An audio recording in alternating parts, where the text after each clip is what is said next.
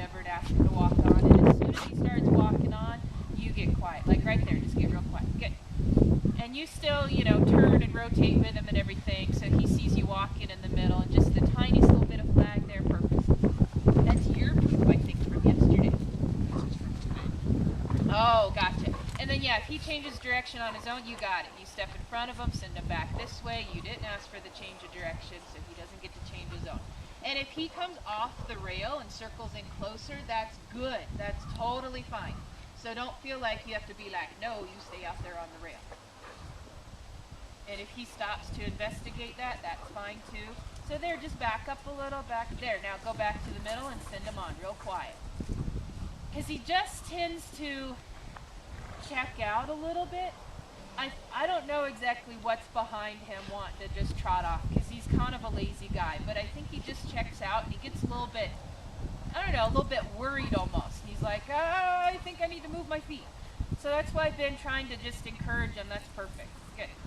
I've been trying to just encourage him to just stay slow and stay at the walk. And part of it is, I want to encourage that mindset.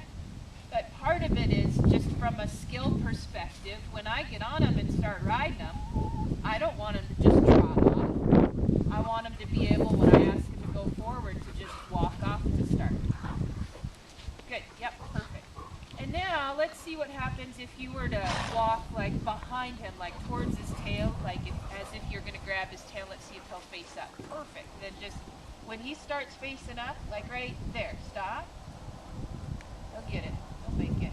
No, go in again towards his tail, like you're going to go behind his tail. There. Stop. Back up a step. No, go in again. See that moment where he looked at you? That's where you kind of stop and try to draw on him and back up. If he trots off, yep, you can do that, or you can keep going for the grab his tail and scoot off and, zing up to the trot or whatever. And if he keeps stopping, just keep the flag a little more out to your side or a little more out in front. Again, that flag is just part of you. It's your driving aid when you're on the ground. It's the way you ask him to stay going forward. So if he sees it, if he looks in and sees it in more of a driving position and not behind you, he's going to be more likely to stay going. And I totally don't mind what he's doing there. I mean, ideally you ask him to trot, he just stays in the trot. But I really want to encourage the quiet mindset. So I totally don't mind the whole stopping and looking in. Oh, has to poop. He says.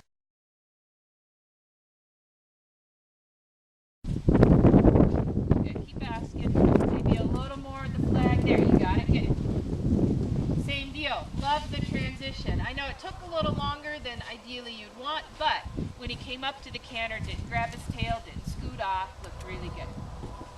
And same thing with the flag. He might be looking in just because he wants to look in and see if maybe he can stop. Like he's using the tarp there as an excuse, like, oh, maybe I can stop here. If you keep it just more visually out in front of you, that'll help him understand you want him to stay going. All right, try for that canter again. Just a little kiss and a little up and down or side to side with the flag, whatever, doesn't matter as long as it's just a little bit of motion. And if he just keeps trotting around, you get louder, like verbally louder, but also physically louder. Good. And then let him slow down when he wants to slow down. Let him trot, but keep him trotting if he starts to walk, and then try again. I'd like to see a better transition, more like the first one. And that was better, but on the wrong lead. I don't know if you noticed that, but yeah, there you go. That's good. And just do a couple more of those. Good. You didn't even have to drive. That was very nice. And let all the tail end of your rope just hang down. There you go. So now you have it hanging down there. So if you need to swing it underhand like a little pendulum action, you can. Or if you really needed to step it up and swing it overhand, you could as well. Yep, perfect. Perfect. Good. And can you feel from, having your hand on the rope and being in there, can you feel just how soft he feels on that rope? I mean, it's beautiful actually to watch because he's giving you so much slack and he's being so attentive and so soft to you. It's very nice. So when you're ready, when he's going around again, give him direction first. Yeah, when he gets stuck. There you go. Once he's going around again, switch your hands, but don't let him stop when you just switch your hands. Switch your hands and then lift up with your new leading hand towards the hindquarters. Good. And now he's set up, you got it, to drive him off the other way. Good. There you go. And see, I like there too. He just wasn't 100% sure because everybody's different. Even if you do things exactly, quote, correctly, the way that you look to him and feel to him is going to be different from the way I look and feel when I ask for things. And so when he moved off there, he was just a little bit unsure, but he didn't get heavy on the rope.